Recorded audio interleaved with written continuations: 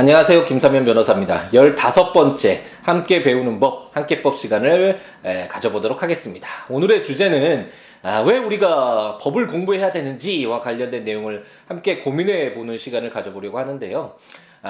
굉장히 중요한 문제죠. 왜 여러분들이 함께 배우는 법, 이 강의를 찾아와서 듣고 있는지, 왜 제가 함께 배우는 법, 이 시간을 통해서 여러분들에게 법을 배워야 된다, 법을 알아야 된다 라고 이렇게 외치면서 이렇게 강의를 진행하고 있는지, 그 이유를 알아야지 왜 우리가 이런 행동들을 하고 있는지를 알 수가 있잖아요. 그래서 과연 법이란 무엇이고 우리가 이 사회를 살아가는 데 있어서 법을 배워야 되는 그 이유에 대해서 한번 같이 고민을 해보도록 하겠습니다.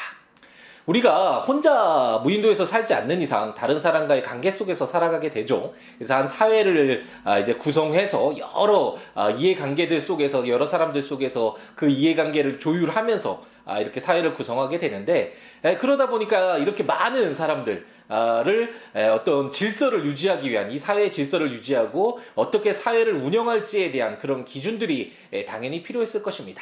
그런 기준들은 역사적으로 계속 변해 왔을 텐데요. 예를 들어서 조선시대를 보면 유교 문화와 신분제도 등이 사회질서 유지의 기준이 됐었죠. 그래서 나라에 충성해라, 아니면 어른들을 공경해라, 이런 것들이 사회 질서의 기준이 됐고, 우리가 살아가는 데 있어서, 사회생활을 하는 데 있어서 어떤 삶의 행동의 기준이 됐었습니다. 서유럽 중세시대를 보면 종교가 굉장히 큰 역할을 했죠. 정치, 사회, 문화 등에 깊숙이 개입되어 있었고, 그래서 우리가 유럽 여행을 가서 보면 그 그림들도, 중세시대 그림을 보면 거의 다 그 종교와 관련된 그림이잖아요. 그리고 역사에서 배웠듯이 황제보다도 오히려 강력한 권력을 가지고 어떤 사회, 국가를 움직였던, 사회 문화를 움직였던 그 어떤 기준 질서로서 작용했던 것이 종교였습니다. 그리고 전제군주정이나 또는 봉건제, 역사적으로 봤을 때는 황제 및 영주의 말과 행동이 사회 질서의 어떤 기준이 됐죠. 그 황제의 말에 거역하는 자는 그 사회에서 살아남을 수가 없었잖아요. 그 외에도 사회 질서 및 운영의 기준이 되는 것은 도덕과 윤리라는 것이 있을 수 있는데, 이런 도덕과 윤리는 좋은 것일 수는 있겠지만 각자의 윤리관에 따라서, 주관적인 어떤 가치관에 따라서 그 기준이 매우 달라지잖아요. 그렇기 때문에 역사를 통해서 지금 현대사회에 이르게 되었을 때 어떤 사회의 이 방대한, 복잡하고 다양한 이 사회 질서를 유지하기 위해서 필요한 것은 이미 객관적으로 법을 제정해 두고, 이를 사회 운영과 다양한 분쟁에 대한 해결 기준으로 삼아서 모든 사람들에게 공평하게 이미 제정되어서 이렇게 알려져 있는 사회 기준으로서 똑같이 적용되고 해석되고, 이런 어떤 기준으로서, 사회 질서 및 운영의 기준으로서 법이 제정되어서 시행되고 있다라고 생각해 볼 수 있겠습니다. 우리가 학교 다닐 때 쉽게 많이 공부를 했던 그런 내용에서 이게 뭐가 새롭냐라고 말씀하실 수 있을 텐데, 그래서 이런 법이 어떤 우리가 살고 있는 현대사회의 사회 운영과 사회 질서의 어떤 기준으로서 작용을 하는데, 가볍게 몇 가지 한번 예를 들어볼까요? 법이 어떠한 역할을 하고 있는지. 예를 들어서 우리가 헌법을 배우는 이유와 관련된 그 강의에서 말씀을 드렸다시피, 헌법이라는 것이 그 구성원인 국민이 어떠한 기본권을 가지고 있고, 그 국가가 어떠한 통치 구조를 가지고 어떠한 통치 원리에 따라서 운영되는지와 관련된 내용을 담고 있잖아요. 그래서 헌법을 통해서 어떻게 국가를 운영할지를 결정한다. 이것도 법을 통해서 큰 국가의 틀을 잡는 것이죠. 예를 들어서 국회, 대통령, 법원 등을 만들어서 이런 식으로 입법권, 행정권, 사법권이 운영될 것입니다 라는 것이 미리 정해져 있는 것이잖아요. 그거 외에도 사회 질서를 해야 하는 폭력행위에 대해서 형법을 미리 규정해서, 이를 위반하면 국가가 형벌을 가해서 사회에서 격리시키죠. 이게 형법이 이제 법으로서 담당하게 되는 역할이고, 다른 예를 한번 보면, 을돌이가 이제 고장난 시계를 갑돌이에게 팔았을 때 민법에서 갑돌이가 어떤 권리를 가지는지, 그리고 민사소송법에서 어떠한 절차를 거쳐 그러한 권리를 확인받는지, 민사집행법에서 어떤 절차를 통해 실질적으로 을돌이 재산에서 자신의 금원을 받아받을 수 있는지, 이런 것을 규정하면서 개인들 간의 어떤 사법상의 분쟁의 해결 기준을 이렇게 법으로 규정을 해두고 있죠. 그 외에도 다양하고 복잡한 사회 운영을 위해서 법이 그 기준을 마련해 두고 있고, 사회 전반에 걸쳐서 법에 의해 운영되고 처리되기 때문에 이를 반드시 지켜야 한다는 강력한 힘을 부여를 하죠, 법에. 그래서 사회 질서의 기준으로서 이 법이 정말 막대한 영향을 끼치면서 우리가 사회생활을 해 나가는데 절대적인 어떤 행동의 기준으로서 작동을 하고 있다라고 생각해 볼 수 있겠습니다. 한번 이런 예를 생각을 해보죠. 만약 그 야구 선수가 야구 경기의 규칙을 모르고 게임에 임했다. 어떨까요? 딱 이렇게 타구를 쳤는데, 땅볼을 쳤는데 1루로 던져야지 아웃인데 3루로 던진 다음에 아웃이야 라고 이게 신나는 야구 선수가 있다면 어떨까요? 한번 상상해보면 재밌겠죠. 아니면 야구장에 있는 관중이 비록 선수는 아니지만 게임의 룰을 전혀 모르고 경기를 지켜본다. 이것도 굉장히 재미없겠죠. 그냥 공놀이 하는 것으로 보일 거 아니에요. 그 관중들도 그 경기를 하고 있는 선수들과 하나로서 그 야구 경기를 하나의 구성이 된다라고 할 수 있을 텐데, 그것이 어떻게, 그 야구 경기가 어떻게 어떤 룰에 따라서 어떤 규칙에 따라서 운영되는지도 모르고 바라보면 그것은 정말 재미없는, 그냥 바라만 보는 방관하는 그런 역할밖에 할 수 없게 되잖아요. 그렇기 때문에 이 사회, 우리가 살고 있는 이 사회의 선수 또는 관중이라고 할 수 있는 우리들이 사회가 운영되고 처리되는 기준을 알지 못한다면, 그것은 경기 규칙을 전혀 모르고 경기에 임하는 선수 또는 아무것도 모르고 경기를 지켜보는 관중이 될 수밖에 없잖아요. 그래서 이렇지 않으려면 우리가 최소한 우리가 살아가는 이 사회가 어떤 기준에 의해서 어떻게 운영되는지는 알아야지 이 경기에 임할 수 있잖아. 이 사회라는 이 경기에 임할 수 있게 되는 것이니까 최소한 우리가 법이 무엇인지, 물론 구체적이고 세부적인 그런 내용들을 알 필요는 없겠죠. 그런 것이 아니라 법이라는 것에 의해서 우리가 살고 있는, 우리가 몸담고 있는 이 사회가 운영되고 있구나. 이 사회 질서의 사회 규범으로서의 질서 기준이 되는구나. 법이라는 건 이렇게 이렇게 뭐 제정이 되고 이렇게 시행이 되는구나. 그래서 이렇게 읽고 이렇게 해석을 해야 되는구나. 라는 정도의 대략적이나마 법에 관련된 좀 친밀하게, 친근하게 느낄 수 있는 그 정도의 법에 대한 공부는 반드시 필요하지 않나 라는 생각을 해봅니다. 개인적으로 생각해보면 법률가라는 것이, 법률이라는 것이 그렇게 크게 중요한 것인가라는 의문은 항상 가지고 있거든요. 우리가 조선시대 역사만 살펴보더라도 어떻게 한 인간의 삶을 살아야 될지, 또는 우리가 살고 있는 이 사회, 이 국가가 어떻게 운영돼야 될지와 관련돼서 끊임없이 고민했던 그 철학자들, 그때는 성리학 4대부라고 할 수 있죠. 그런 4대부들은 양반으로서 굉장히 큰 권력을 가졌고, 법률가들은 법을 어떻게 해석하고 어떻게 적용하는지와 관련된 그런 일을 하는 법률가들은 중인이었잖아요. 양반과 중인은 굉장히 큰 차이였는데, 이런 것을 보더라도 이 법이, 그리고 법률가가 이 사회에서, 이 현대사회에서 이토록 굉장히 큰 권위를 가지고 이렇게 힘을 가지고 있는 이유가 무엇일까라는 의문이 개인적으로는 많이 드는데, 아마도 제가 개인적으로 생각하기에는 우리가 이제 식민지를 거쳐서 해방이 되면서 서양에서는 이미 형성되었던, 역사를 통해서 형성되었던 방대한 양의 사회 질서 기준으로서의 법이 이렇게 개수가 됐죠. 그래서 그것을 받아들이면서 이 정말 복잡하고 다양한 사회 질서가 성립되어 가는 과정에서 이 엄청난 양의 지식, 굉장히 좀 어렵기도 하죠. 이 지식을 받아들이고 이해하고 자신의 것으로 만들 수 있는 자들은 굉장히 소수의 지식인들이었을 것이고, 그것이 그 이후에도 계속해서 소수의 법조인들의 것이냐, 이렇게 많이 법이라는 것이 사회 규범으로서 그 사회 구성원들이 당연히 알고서 같이 지켜나가고 같이 고민하고 같이 그것들을 실행해 나가는 그런 수단임에도 불구하고, 일부 소수 법조인들에 의해서 그들만의 법이 되어간 것이 아닌가, 그것이 어떤 권위라는 것이 되어서 사람들이, 일반 사람들이 쉽게 접하지 못하는, 굉장히 어렵고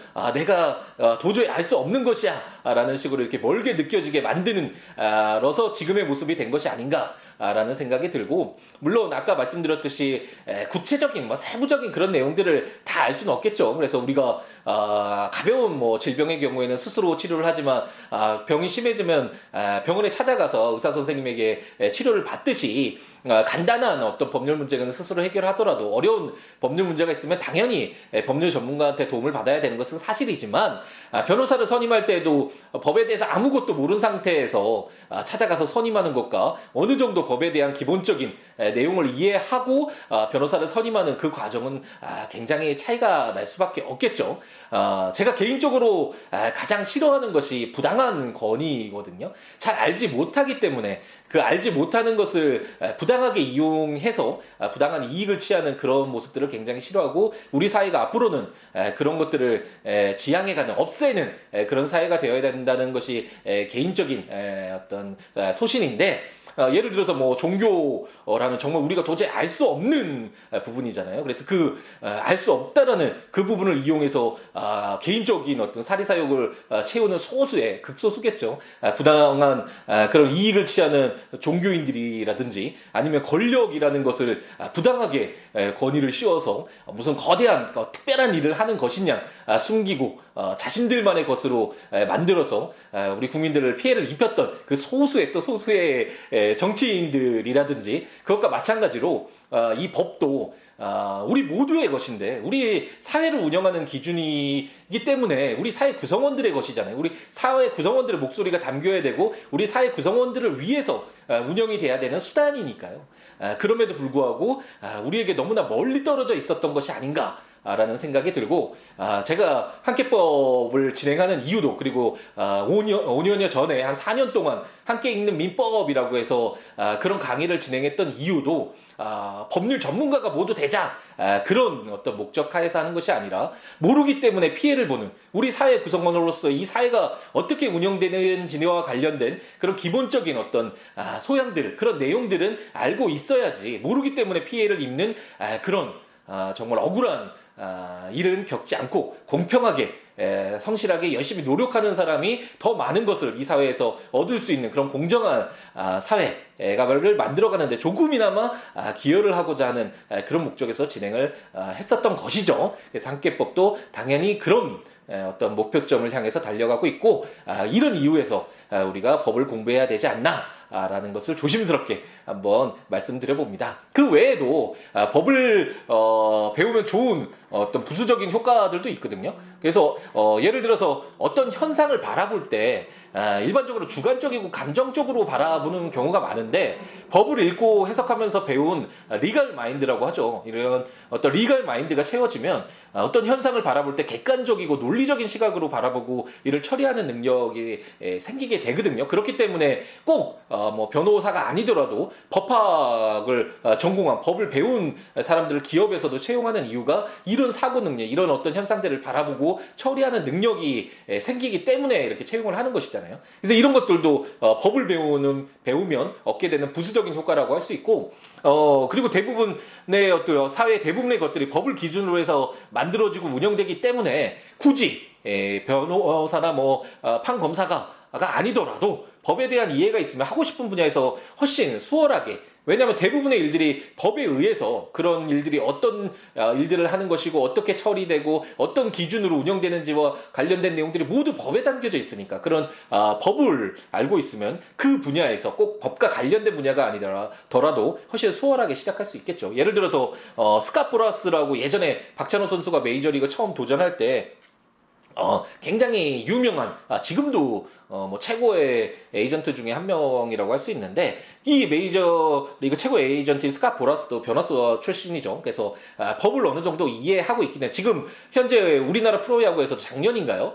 이렇게 에이전트 제도를 시행했는데 그 에이전트 자격 시험에서 변호사 그러니까 법을 아는 사람들이 대부분 시험에 이제 많이 합격을 했다라고 하죠. 그리고 그 시험 과목에서도 당연히 법이 들어가고요. 그렇기 때문에 이런 어떤 법을 배우면 얻게 되는 부수적인 장점으로서 다른 일을 하고자 하더라도 법은 기본적으로 그 바탕으로서 그 기본 상식으로서 배워두면 상당히 좋다라고 말씀드릴 수 있을 것 같습니다. 그리고 이거는 어려운 사건은 법률 전문가인 변호사에게 맡겨야 하지만 간단한 사건의 경우 변호사 비용을 지급하지 않고 당사자 소송으로 진행할 수 있어서 경제적으로도 이득이 된다라는 약간의 깨알 같은 그런 이득이 되는 부분도 있네요.